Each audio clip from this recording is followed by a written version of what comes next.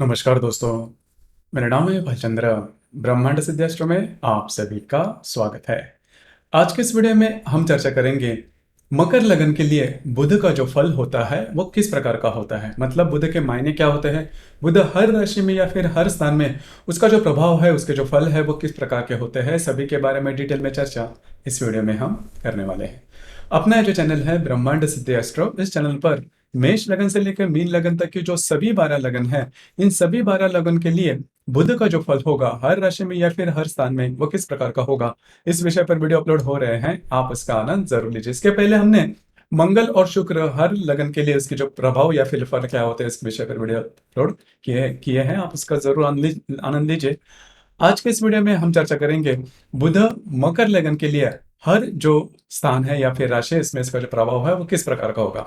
सबसे पहले हमें यह जानना बहुत ज्यादा आवश्यक है कि किसी भी लगन के लिए जो ग्रह होता है वह शुभ होता है या फिर अशुभ। जैसे कि आप यहाँ पर देख सकते हो कि बुध की जो दो राशियां हैं, मिथुन और कन्या, जैसे कि आप यहाँ पर देख सकते हो कि षष्ठ भाव में मिथुन राशि है और जो भाग्य भाव या फिर नवम भाव में कन्या राशि है। तो इस लिहाज से देखा जाए तो ये जो भाव है भाग्य भाव, वो सबसे महत्वपूर्ण और काफी ज्यादा शुभ फलदायी माना जाता है। इसे कौन स्थान भी कहा जाता है। इस वजह से देखा जाए तो यह जो बुध है, यह बुध मकर लगन के लिए शुभ फलदायी माना जाएगा, लेकिन वह अपने षष्ठ भाव का जो कारक अनुभव है या फिर कारक गुणधर्म है वो भी लेके चलता है। तो किस तरह से लेके चलता है इसके बारे में भी चर्चा करेंगे। तो सबसे पहले हम चर्चा करेंगे कि जो बुध है वह लगन भाव में किस प्रकार से उसके परिणाम होंगे। बुध जो कि कौन से नक्षत्र में है, कौन से ग्रह के योग में है, या फिर उसकी जो दैनिक गति है वो भी प्रभाव करती है उसके फलों के मामले में। तो सबसे पहले हम देखेंगे कि बुध यदि आपके लगन में होगा, मतलब प्रथम भाव में होगा। देखिए, प्रथम भाव में यदि बुध होगा तो ऐसे जो व्यक्ति होते हैं इनकी जो बुद्धि होती है वो काफी तेज होती है, खास करके प्रैक्टिकल काफी होते हैं। मतलब पैसे के मामले में इनकी जो सोच होती है, फाइनेंस के मामले में इनकी जो सोच होती है वो काफी अच्छी तरीके से देखे जा सकती है। उसी प्रकार ऐसे जो लोग हैं कमीशन के जो बिजनेसेस है उसमें काफी ज्यादा आगे बढ़ सकते हैं। इनको दुनियादारी जिसे हम कहते हैं वो काफी अच्छे तरीके से पता होती है। बोलने पर भी या फिर वाणी पर भी इनका जो कंट्रोल होता है वो काफी अच्छा होता है। उसी प्रकार इन लोगों को भाग्य का साथ भी काफी अच्छा मिलता हुआ नजर आता है। लेकिन अगर यह बुध किसी पाप ग्रह के युति केंद्र प्रतियोग में होगा या फिर इसके दैनिक गति कम होगी, क्योंकि यह षष्ठेश भी है, तो आपके लिए स्वास्थ्य के बारे में ये जो बुध है वो अच्छा माना नहीं जाएगा। सिर दर्द या फिर जो जिसे हम न्यूरोलॉजिकल डिसऑर्डर्स वगैरह कहते हैं, इस प्रकार की जो बातें हैं वो होने की संभावना थोड़ी ज्यादा बनती है। लेकिन मोटे तौर पर अगर देखा जाए तो ऐसा जो बुध है वो शुभ फलदायी माना जाएगा। उसी प्रकार यदि जो बुध है वो आपके द्वितीय भाव में होगा, द्वितीय भाव का जो बुध है वैसे देखा जाए तो वो काफी शुभ फलदायी माना जाएगा। ऐसे जो व्यक्ति होते हैं इनको बोलना काफी ज्यादा पसंद आता है। वाणी पर इनके जो कमांड होती है वो काफी अच्छी होती है। इनकी जो बुद्धि होती है वो भी काफी अच्छी होती है। सोच भी काफी इन डेप्थ देखी जा सकती है। घूमना फिरना इनका ज्यादा हो सकता है। उसी प्रकार ऐसे जो व्यक्ति होते हैं इनके बारे में एक दो बातें हैं वो जान लेना आवश्यक है। अगर यह बुध राहु केतु के युति में होगा या फिर मंगल के युति में होगा तो जीवन में कभी ना कभी फाइनेंशियली बहुत बड़े क्राइसिस आने की संभावना काफी ज्यादा बनती है। तो ये बात इनमें बहुत ही महत्वपूर्ण होती है। इन्वेस्टमेंट के मामले में इन्होंने थोड़ा सा ध्यान देना होगा। अगर यह जो बुध है वो किसी अन्य पाप ग्रह के युति केंद्र प्रतियोग में होगा, अगर वो नहीं है, अगर अकेला बुध है या फिर रवि के साथ है, तो भी ये जो बुध है वो अच्छा माना नहीं जाएगा। क्योंकि नॉर्मली बुध जो होता है वो रवि के साथ होता है, रवि या फिर शुक्र के इर्द गिर्द ही होता है। तो रवि का अगर साथ होगा तो स्वास्थ्य के बारे में समस्याएं देगा, और जो मैंने अभी कही बात की फाइनेंशियली वो बहुत बड़े सेटबैक वगैरह दे सकता है। लेकिन बुद्धि के तौर पर अगर देखा जाए तो ऐसा जो बुध है वो काफी ज्यादा शुभ फलदायी माना जाएगा। ऐसे जो व्यक्ति होते हैं वो सिंगर वगैरह होने के चांसेस भी थोड़े ज्यादा बनते हैं। अब हम चर्चा करेंगे कि बुध यदि आपके तृतीय भाव में होगा। तृतीय भाव का जो बुध है जो कि मीन राशि का माना जाता है, नीच का माना जाता है, लेकिन असल में ये नीच माने के सभी जो गुणधर्म है उसके नीच के नहीं होते। क्योंकि होता क्या है कि जो अ, मीन राशि है, मीन राशि जो है वो गुरु की राशि है। तो उसकी जो बुद्धि होती है, मतलब ऐसे व्यक्ति की जो बुद्धि होती है वो अच्छी होती है। मतलब सिर्फ होता क्या है कि इनकी जो बुद्धि होती है वो स्थिर नहीं होती। कई प्रकार के जो विषय होते हैं उस पर वो सोचते हैं, विचार करते हैं। तो फोकस होना इन्हें ज्यादा नहीं जमता। इसी वजह से इनकी जो बुद्धि होती है वो या फिर मीन राशि में जो बुध है वो अच्छा नहीं माना जाता, लेकिन मोटे तौर पर अगर देखा जाए तो ये जो बुध है वो काफी अच्छा होता है। स्कूल कॉलेजेस के जो एजुकेशन होते हैं वो पूरे करते हैं। उसी प्रकार की जो बौद्धिक होती है वो भी काफी अच्छी देखी जा सकती है। ऐसे जो व्यक्ति है, मतलब खास करके अगर मीन राशि में यदि आपके व्यय भाव, अगर आपके तृतीय भाव में बुध होगा तो इनका घूमना फिरना ज्यादा हो सकता है। उसी प्रकार खास करके जहां पर ये पैदा होते हैं या फिर जन्म लेते हैं उससे दूर जाके इनका जो इनके जो भाग्य है वो खुल सकते हैं। तो कुल मिलाकर देखा जाए तो ऐसा जो बुध है वो आपको घूमना फिरना ज्यादा लेके आएगा, ट्रैवलिंग जिंदगी में ज्यादा लेके आएगा। तो कुल मिला के देखा जाए तो ऐसा जो बुध है वो शुभ फलदायी ही माना जाएगा। अभी इस बुध के साथ यदि रवि है, रवि खास करके युति में है, तो ऐसा जो बुध है स्वास्थ्य के बारे में बड़े परेशानियां ला सकता है। स्वास्थ्य के बारे में बड़े प्रॉब्लम कॉम्प्लिकेशंस लेके आ सकते हैं। लेकिन यदि अकेला बुध है या फिर इस बुध के साथ यदि शुक्र है तो ऐसा जो ग्रह योग है वो काफी ज्यादा शुभ फलदायी या फिर राजयोग कारक भी माना जाता है। अब हम चर्चा करेंगे कि बुध यदि आपके चतुर्थ भाव में होगा। देखिए, चतुर्थ भाव का जो बुध है वो मेष राशि का बुध है, शत्रु राशि का बुध है। तो ऐसे जो व्यक्ति होते हैं इनकी जो वाणी होती है वो काफी तीखी देखी जा सकती है, बुद्धि काफी तेज तर्रार होती है। इनकी जो माँ होती है वो भी थोड़ी थोड़ी बहुत स्ट्रिक्ट होती है। माँ का माँ के संस्कार में आने वाले होते हैं, लेकिन इनकी जो माता जो होती है काफी स्ट्रिक्ट होती है। उसी प्रकार जो माँ होती है इनके स्वास्थ्य के बारे में भी छोटे मोटे प्रॉब्लम कॉम्प्लिकेशन आ सकते हैं, स्वास्थ्य के बारे में खास करके। अब यहाँ पर ये जो बुध है चतुर्थ भाव का वो भाग्येश के नजरे से अगर देखा जाए तो वो शुभ फलदायी माना जाएगा। ऐसे जो व्यक्ति होते हैं जीवन में काफी अच्छे तरीके से आगे बढ़ सकते हैं। इनके घर में सभी प्रकार के अधिभौतिक सुख आ सकते हैं। लेकिन फिर से मैं वही कहूंगा कि यदि रवि इस बुध के साथ होगा तो बहुत बड़ी प्रॉब्लम हो सकती है। तो घर का सुख मिलना करीबन कठिन होता है। क्यों? क्योंकि जो बुध रवि है, यह रही रवि यहाँ पर अष्टमेश है, और यह जो लगन है, मतलब यह जो मकर लगन है, मकर लगन का सबसे पहला और महत्वपूर्ण अशुभ फलदायी ग्रह है रवि। तो रवि अगर बुध के साथ होगा तो षष्ठेश अष्टमेश की युति हो जाएगी और वह सबसे ज्यादा अशुभ फलदायी होती है। अब हम चर्चा करेंगे कि बुध यदि आपके पंचम भाव में होगा, तो पंचम भाव का जो बुध है वो बहुत ही ज्यादा शुभ फलदायी माना जाएगा, क्योंकि आपका भाग्यश आपके पंचम भाव में आता है। तो ऐसे जो व्यक्ति होते हैं इनकी जो बुद्धि होती है वो बहुत ही अच्छी होती है। कला के प्रति इनकी जो आसक्ति होती है वो भी काफी अच्छी देखी जा सकती है। ऐसे जो व्यक्ति होते हैं वो फेमस भी होते हैं। जो भी वो व्यवसाय करेंगे, जो भी काम करेंगे, उसमें आगे बढ़ने की जो बात होती है उनमें काफी अच्छी देखी जा सकती है। उसी प्रकार स्कूल कॉलेजेस की जो एजुकेशन होती है उसमें भी काफी आगे बढ़ते हैं। बुद्धि इनमें काफी अच्छी देखी, सटीकता काफी अच्छी देखी जा सकती है। अब यहाँ पर यदि यह बुध यदि कृतिका नक्षत्र में होगा, क्योंकि वृषभ राशि के पहले जो 10 डिग्री है वो कृतिका नक्षत्र के होते हैं। अब यह बुध यदि कृतिका नक्षत्र में होगा तो पिता का सुख मिलना करीबन कठिन हो जाता है। ऐसे जो व्यक्ति होते हैं इनको खुद को हेल्थ के इश्यूज वगैरह भी आने की संभावना काफी ज्यादा बनती है। उसी प्रकार संतान सुख में भी ये जो बुध है प्रॉब्लम कॉम्प्लिकेशन दे सकता है। यदि किसी पुरुष की यह कुंडली है तो लैंगिक विषयों के मामले स्पर्म्स इनएक्टिव होना या फिर स्पर्म्स का होना कम होना, इस प्रकार की जो बातें हैं वो हो सकती है। और खास करके रवि और बुध की युति होगी कृतिका नक्षत्र में तो वो काफी डेंजरस मानी जाएगी। तो इस लिहाज से देखा जाए तो ये बुध जो है वो शुभ फलदायी भी है, अशुभ फलदायी भी है। खास करके यदि रोहिणी या फिर मृग नक्षत्र में ये बुध होगा तो वो काफी ज्यादा शुभ फलदायी माना जाएगा। अब हम चर्चा करेंगे कि यदि बुध आपके षष्ठ भाव में होगा।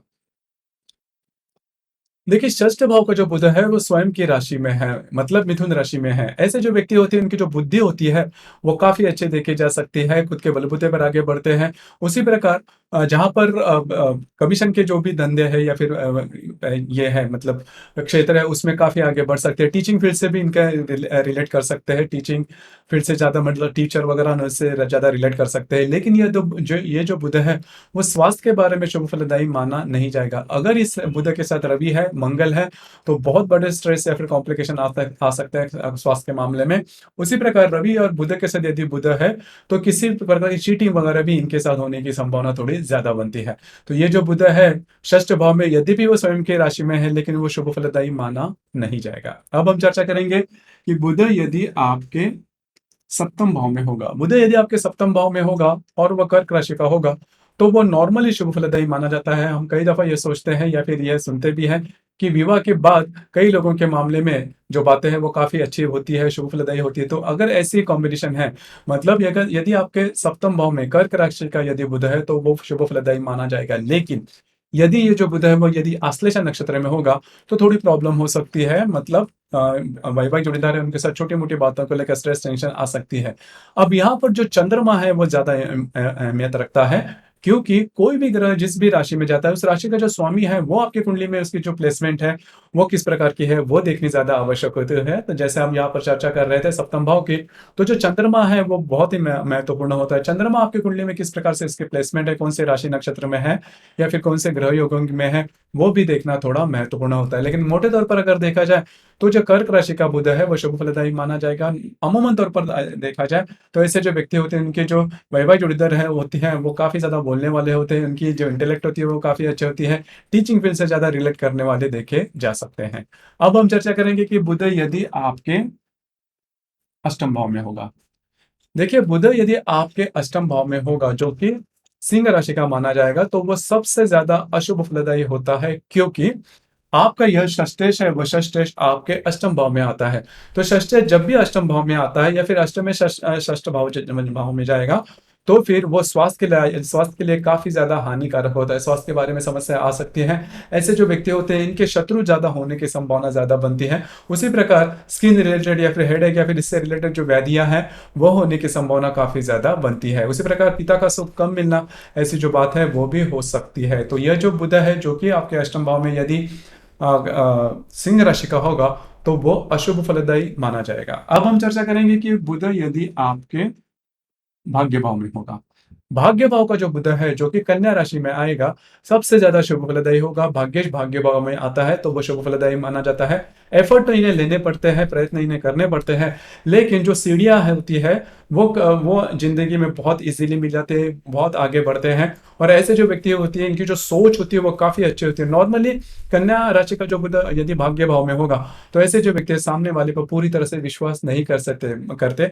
बहुत ज्यादा चिकित्सक होते हैं, इनकी आकलन शक्ति, ग्रहण शक्ति काफी अच्छी देखी जा सकती है। घूमना फिरना जाता है होता है, विदेश गमन वगैरह होने की संभावना काफी ज्यादा बनती है। उसी प्रकार यदि बुध आपके दशम भाव में होगा, तो दशम भाव का जो बुध है, वो काफी महत्वपूर्ण माना जाएगा। ऐसे जो व्यक्ति होते हैं, वो जीवन में काफी अच्छे तरीके से सेटल होते हैं। खास करके यहाँ पर यदि शत्रु राशि का मतलब शत्रु ग्रह भी होंगे, मतलब मंगल भी होगा, शनि या फिर रवि भी होगा, तो भी जो ऐसा जो ग्रह है, वो बहुत ही ज्यादा शुभ फलदायी माना जाएगा। क्योंकि ऐसे जो व्यक्ति होते हैं, जीवन में काफी अच्छे तरीके से आगे बढ़ सकते हैं, खुद के बलबूते पर आगे बढ़ने की संभावना काफी अच्छी बनती है। ऐसे जो व्यक्ति होते हैं, इनकी जो बौद्धिक होती है, इनकी जो इंटेलेक्ट लेवल होती है, वो भी काफी अच्छी देखी जा सकते हैं। तो कुल मिला के देखा जाए, तो ये जो बुध है, वो शुभ फलदायी माना जाएगा। अब हम चर्चा करेंगे कि यदि बुध आपके लाभ भाव में होगा। देखिए, लाभ भाव का जो बुध है, वो वृश्चिक राशि का बुध है। तो वृश्चिक राशि का यदि बुध है, तो ऐसे जो व्यक्ति वृश्चिक राशि में जो बुध है, वो शुभ फलदायी माना नहीं जाता, क्योंकि वृश्चिक राशि का जो स्वामी है मंगल और बुध नैसर्गिक शत्रु ग्रह है। तो जो बुध है वृश्चिक राशि में शुभ फलदायी माना नहीं जाता। हालांकि यहाँ पर दो तीन बातें वो भी ध्यान में रखनी आवश्यक है। अगर ऐसा वृश्चिक राशि का बुध होगा, तो स्वास्थ्य के बारे में गंभीर समस्याएं ला सकता है। स्वास्थ्य के बारे में हेल्थ इश्यूज, किसी ना किसी प्रकार के हेल्थ इश्यूज ऐसे जो व्यक्ति है उनको हो सकते हैं। लेकिन उनकी जो बुद्धि होती है, वो काफी तीव्रतम होते हैं, काफी ज्यादा सिक्रेटिव होते हैं, ट्रस्टवर्दी नहीं होते। मतलब अपनी मन की बात कभी किसी से शेयर नहीं करते। लेकिन खुद के बारे में अगर देखा जाए, तो ऐसे जो व्यक्ति होते हैं, वो जीवन में बहुत आगे बढ़ते हैं। खास करके विशाखा या फिर ज्येष्ठा नक्षत्र में यदि बुध होगा, तो जो हेल्थ इश्यूज है, वो काफी ज्यादा हो सकते हैं। उसके ऊपर थोड़ा सा ध्यान देना आवश्यक है। अनुराधा नक्षत्र में यदि बुध है, तो वो काफी ज्यादा शुभ फलदायी माना जाएगा। ऐसे जो व्यक्ति है, इनको जो मित्र परिवार है, वो भी काफी अच्छा मिलता है। मित्रों से इनको काफी अच्छी मदद भी मिलने की संभावना काफी अच्छी बनती है। उसी प्रकार इस बुध के साथ यदि शनि मंगल है, तो ऐसा जो बुध है, वो स्वास्थ्य के लिए बहुत ही ज्यादा हानिकारक हो सकता है। अब हम चर्चा करेंगे कि बुध यदि आपके व्यय भाव में होगा। देखिए, व्यय भाव का जो बुध है, वो धनु राशि का माना जाएगा। तो धनु राशि का यदि बुध है, तो ऐसे जो व्यक्ति होते हैं, उन्हें दोनों तरीके के जो फल है, वो मिलने की संभावना काफी अच्छी बनती है। यदि यह जो बुध है, वो मूल नक्षत्र में होगा, तो स्वास्थ्य के बारे में समस्या करीबन आती ही है।